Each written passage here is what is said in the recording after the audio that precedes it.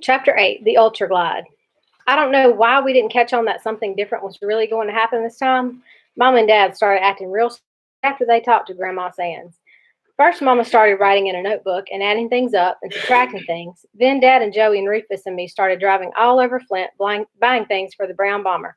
We stopped at Genesee, bought a new antenna for the radio and 4 new used tires.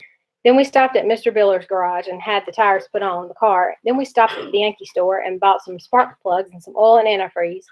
Then we got our next door neighbor, Mr. Johnson, to help put stuff in the car. Then we washed and waxed the brown bomber.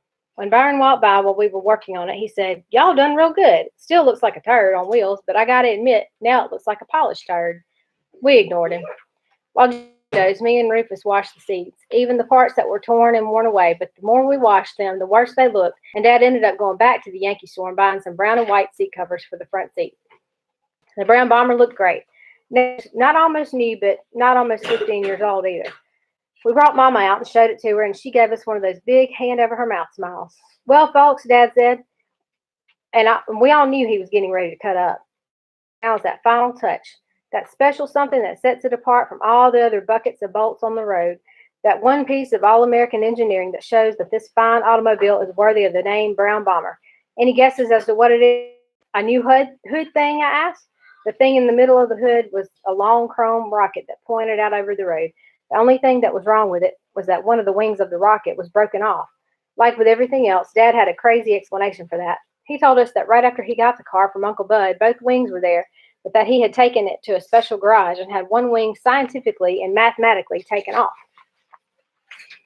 When we asked him why, he told us that way, when we came back from a long trip, we'd be coming in on a wing and a prayer. That's the kind of junk Dad thinks is funny. "No," Dad answered my question. "It's not a new hood thing. The one on there now is perfectly fine." "Joey, what's your guess?" "I don't know, Daddy. I don't think anything can make the bomber any better. I think it's perfect." "Bless you, sweetheart. Rufus, your turn. What do you think?" "I don't know, Mr. Watson. I like y'all's car just fine." I knew there was something I liked about that boy. "All right, Willona, what's your guess?" "I don't know either," Mama said and rolled her eyes. "I think the car is purr. Mama was cutting up too. "Oh my God, I can't say it." "Real cute, Willona. Well, since Kenneth and Mama have insulted the great brown one, I guess that leaves it up to Rufus and Pumpkin to put the final piece on." Dad handed the keys to Rufus. "Rufus, you open the trunk, and Pumpkin, there's a small bag in there. You have the honor of putting what's inside of it on." Rufus popped the trunk open, and Joey took a small paper bag out. She turned her back to everyone and looked inside. "Oh, Daddy, I love it. Do you know where it goes?" "Yes, Daddy." "Okay, time's a-wasting. Put it on." She put her hand in the bag and, without pulling it out, said, "And now the thing that makes this car more perfect." Dad started helping Joey cut up. He said, "The final touch." Joey repeated, "The final touch. The height of technology. The height of technology. The ultimate in American knowledge. The ultimate in American knowledge." Mama couldn't take it anymore. "For God's sake, Daniel, what is it?" "It's the pinnacle of Western civilization. The pinnacle of Western civilization. Now, Joey, dazzle 'em, girl." Joey pulled her hand out of the bag and said, "It's a smelly green pine tree." Mama went, "Ugh," and walked back into the house. Joey hung the smelly green pine tree from the rearview mirror and scooted out of the car to let me and Rufus smell her fingers. But Dad wasn't through adding things to the brown bomber.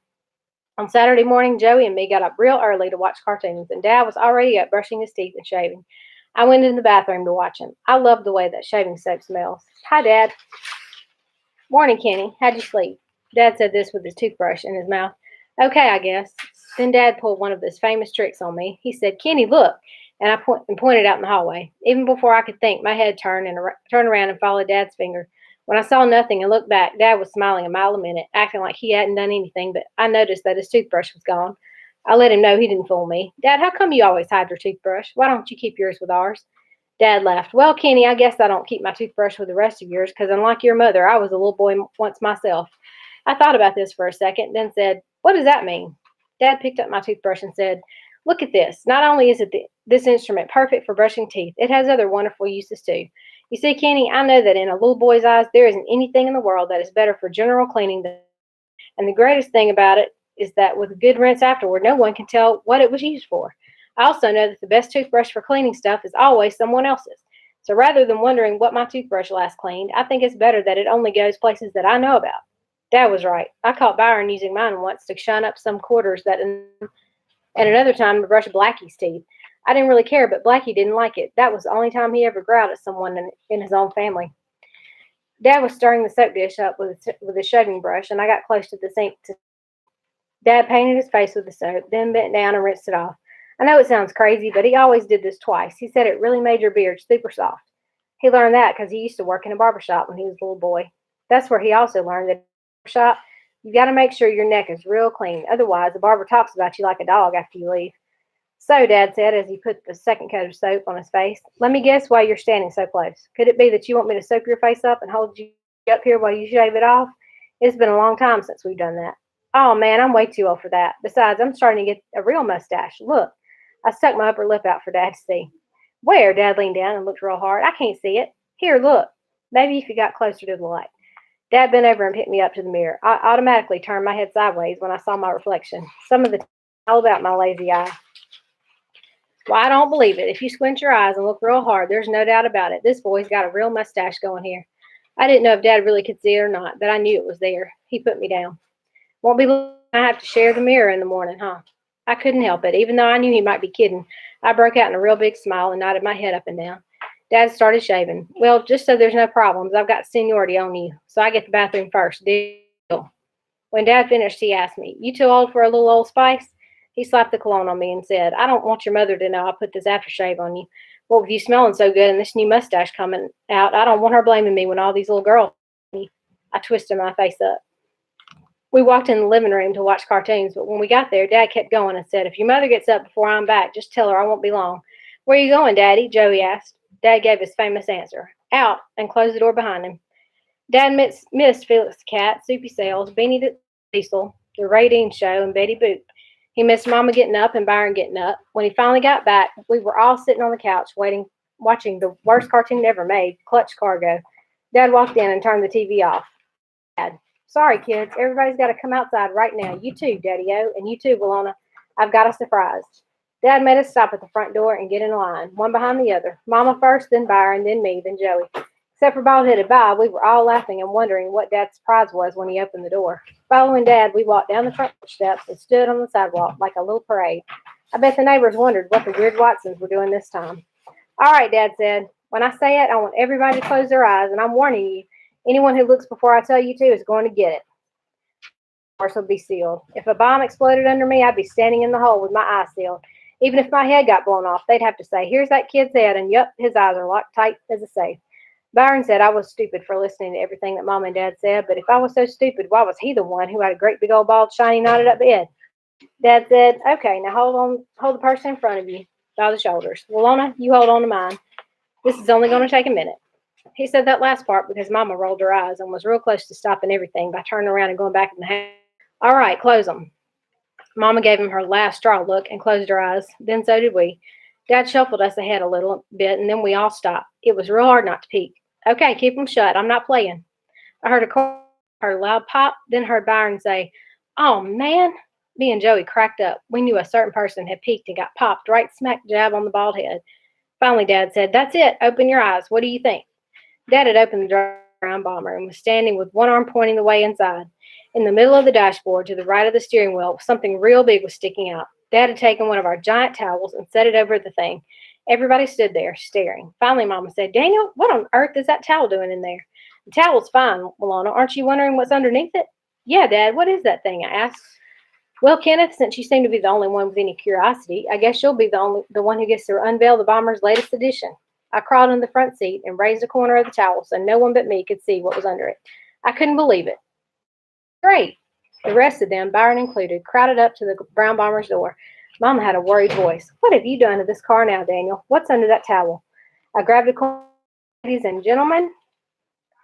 Byron interrupted me when he saw I was going to tease them. He said, oh, man, just pull the blank towel off so I can get out of here. I ain't got all day to listen to your mess.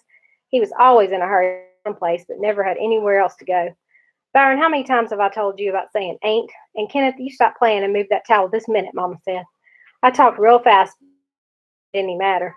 Ladies and gentlemen, the newest addition to the brown bomber. I whipped the towel aside. Our very own drive-around record player. Mama went, oh, my God, and gave Dad a dirty look, then walked back into the house. Joey squealed, oh, boy. Even cool and forgot how cool he was and screamed out, oh, man, this is too hit. No one's got one of these. Speedy don't even have one in his Cadillac. Too much, man. Way too much. Joey and Byron climbed in the car on either side of me. We all said, "Turn it on, Daddy." I knew Dad was kind of disappointed the way Mama had acted. She really hurt his feelings by walking off like that. Some of the time, I think she forgot how sensitive Dad was. Even though he acted cheery with us, I knew it wasn't the same for him now. I knew if Mama had stayed and hadn't gone off mumbling about money, we would have been having a lot more fun. But Dad forgot and got excited about showing off with the record player. Dad was like me. He loved putting on a show, or as Mama said, we both loved acting a fool. Dad was the best at it, though, and I couldn't wait until I was as good at it, good as he was. Well, well, well, Dad said, looking at the car. I see you three have the ultimate in taste. I see you've chosen the top of the line, cream of the crop, True Tone AB 700 model, the Ultra Glide. We had to, because right on the front of the record player in big red letters it said TTAB Ultra Glide. As I'm certain you are aware, the problem in the past with this new technology is automotive sound has been road vibrations interfering with the accurate dispersal of the phonic interpretation. Huh? Byron said. In other words, I'm sure you know that in the good old days, every time you drove over a bump with one of these things, the needle would jump and scratch the record. Me and Joey played along. We know, we know. And I'm sure such a fine, intelligent looking family as this one, it is Mr. and Mrs. Watson and your son, isn't it? Oh, no, Joetta said and pointed at Byron. Isn't our son. This is just a little juvenile delinquent boy that we let follow us around some of the time. Our real son has hair. Even this didn't bother Byron, who was amazed by the Brown Bomber's latest edition. Dad kept imitating the guy who sold him the record player. Yes, as I'm sure a nice family is aware, it was only last year that the scientists at Autotronic Industries made a brilliant, beautiful, breathtaking breakthrough and developed a suitable system for controlling these vibrations. Yeah, I said, I saw it last night on the news. Walter Cronkite said it. Dad laughed. Precisely, Mr. Watson. Walt has two of these babies in his car and one on his motorcycle. We know, we know. Yes, the vibration problem has been overcome by the exclusive vibrodynamic lateral anti-inertial deafening system. Dad had memorized that word because right on the arm of the record player it said VDLAI, deafening patent. Come on, Daddy, turn it on. Stop teasing. Now, Mrs. Watson, be patient and tell that little delinquent that follows you around that if he touches one more knob on that record player, I'm going to pull his fingers off. Byron mumbled and sat back in the seat. Before I dazzle you with the symphonic sound of this unit, let me point out some of its less appreciated features. Oh, please do. Oh, man, just turn on the blame thing. If I got to listen to all this jive, I'm going to go in the house and get some real cool sounds. Byron opened the passenger door and ran into the house. Now, Mr. and Mrs. Watson, I'd like to direct your attention to the rear of your classic automobile. Me and Joey crawled up on the back seat and looked at the back window. On the rear shelf, a hole had been cut and was covered with that same stuff that's on the screen door. I can see you're wondering what that is. Well, let me explain. What we have here is, believe it or not, a second speaker. And I can tell by that intelligent look on your face, Mrs. Watson, that you have grasped that that speaker is not placed in the rear deck haphazardly. No, ma'am. Some people think we just have a hole hacked in back there and by any old mechanic, but nothing could be further from the truth. That opening is scientifically and mathematically positioned by a factory-trained technician to enhance the TTAB 700's true high-fidelity sound. Wow! Byron exploded through the front door with an armful of 45s and Mama right on his tail. Byron Watson, don't you stomp on those stairs like that, and don't you slam that screen door. She trailed Byron all the way to the car, fussing at him the whole way. I knew she was using Byron as an excuse to come back out and see what was going on. I guess all the laughing and fun we were having made her want to join in. Now that she was back, Dad really started cutting up. Well, well, well, Miss Watson, Dad said, but not to Mama, to Joey. I see your beautiful young daughter has decided to join us, and not a moment too soon either. Why don't you scoot over a bit and let her in? Joey loved this chance to pretend she was Mama's mom. She patted the seat next to her and said, Come on in, honey. This is really cool. Mama slid in under the steering wheel and with a halfway smile on her face. Wonderful, wonderful, Dad said. Byron lifted the record that was already on the turntable and started putting one of his own cool songs on. Put it back, son. You'll get your turn. First, we have a special request from a certain young lady to a certain handsome young man.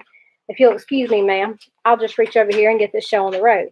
Dad reached over past Mama to start the car, put on his hand kind of accidentally on purpose, brushed her chest.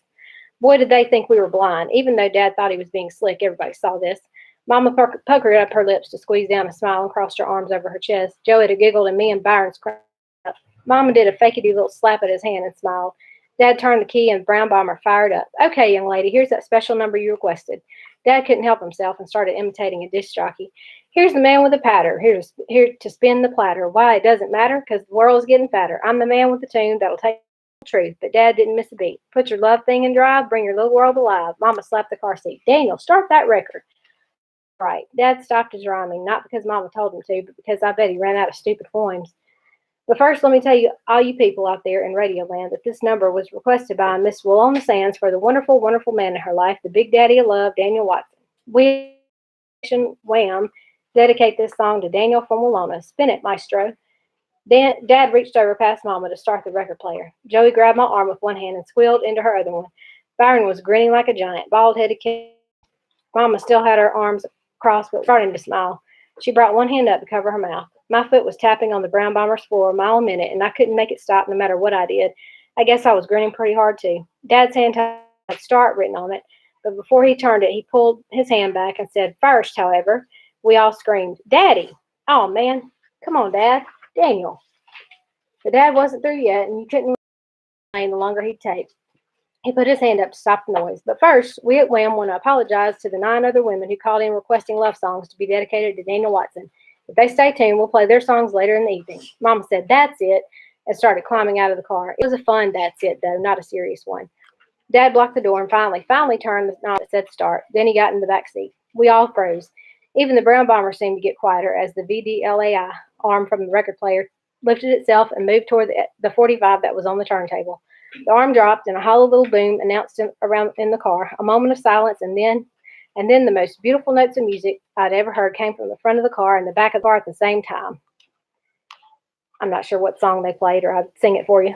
The notes were so deep and strong it felt like we were sitting inside a giant bass fiddle. Mama screamed and put both of her hands over her mouth. She recognized her song after the first couple of notes. The guy on the record started singing "Under the Boardwalk," and I had to turn around and look because it sounded like he was right in the back seat with Dad. We sat in the car for almost 2 hours as everybody got a chance to go in the house and get their favorite records. Even though we had a pretty good record player in the house, it couldn't compare with the sounds that came from the scientifically and mathematically put in speakers that the brown bomber had. The Ultra Glide cast a spell on all the weird Watsons. Byron was always saying that Mama couldn't stand to see anyone having too much fun, but to be fair to her, I have to say that she stopped us from having fun in steps instead of doing it all at once. First, she thought the music was too loud and made us turn it down some. Then, after all of us kids got to play 4 songs each, I played Yakety Yak all 4 of my time. She made us get out of the car, and she and Dad played Nat King Cole and Dinah Washington and other mushball singers. And then she said to Dad, "Did you tell them yet?" Uh-oh, I leaned into the car to get a look at Mama's stomach. This sounded like the way Byron and me found out we were going to get a sister. Everybody's ears jumped up. Something big was going on. Dad wasn't too comfortable with things like this and said, "No, it can wait. No, it can't." Mama let the last song finish, then said, "Turn it off, Daniel. Children, in a little bit, Daddy's going to get some vacation time, and we're going to drive to Alabama. Grandma Sands is going to keep Byron for the summer. If things don't work out, he'll stay there for the next school year." This was too good to be true. A long trip in the brown bomber and no Byron for the whole summer, and probably for the whole year, because when it came to Byron, nothing ever worked out. Byron looked at Mom and Dad with his mouth wide open. "We've been telling you, Byron. You've been given warning after warning and chance after chance to straighten up. But instead of improving, you're getting worse. Do I have to remind you of the things you've done just this last year?" Byron still didn't close his mouth. Mama started ticking off the things that Byron called his latest fantastic adventures. "You cut school so much that Mr. Allums has come here 3 times to see what's wrong with you. You've been lighting fires. You've been taking change out of my purse. You've been in fights. You've had that trouble up at Mitchell's Food Fair. You had that problem with Marianne Hill. You set mousetraps in the backyard for birds. You fell out of that tree when you're trying to see if that poor cat always landed on his feet. You got that conch. You joined that gang. There's just too much, Byron. We can't have all." I hope those weren't the only latest fantastic adventures that Mama knew about. I could list about 100 more. "That's why Grandma Sands is going to look after you for a while. You're about to run us crazy." Mama changed the tone of her voice. "You're going to like Birmingham, Byron. It's a lot different than Flint. There are lots of nice boys your age down there who you can be friends with. There's lots of fishing and hunting that you can do. They're a lot better there. I love that city. Your grandma tells me it's quiet in our old neighborhood. She says that stuff on TV isn't happening around her. It's just like I remember it being. It's safe, it's quiet, and there's no buphead." Mom and Dad had threatened to send Byron to Grandma Sands about 1,000,000 times, but we never thought it would happen. This was for 3 good reasons. The first reason was that Alabama was about 2 million miles from Flint, and By knew Mama wouldn't let him ride the bus that far alone. He also knew it would be just about impossible for her to sit on the bus with him for 3 days it took to get there. The second reason was that Mom and Daddy were always threatening to do stuff to Byron that everybody knew they wouldn't do. Dad had been keeping a countdown on how many more months it would be before they could force him to join the army. We knew they wouldn't do that. But the biggest reason Byron and Joey and me thought they'd never send him to Alabama was because we had heard so many horrible stories about how strict Grandma Sands was. The thought of living with her was so terrible that your brain would throw it out as soon as it came in. Well, Byron's brain had better get used to it. We all knew by the way they gotten the bomber ready, and by the way Mama's voice sounded that they meant it this time. The cool big baby finally shut his mouth and ran into the house. He slammed the door as hard as he could, and we all heard him say real clear the S word. Joey said, "Ooh." Dad started going after him, but Mama said, "Let him go, Daniel. He better get as much of that nonsense out of his system as he can. Grandma Sands won't be putting up with any of that mess." That was the longest chapter.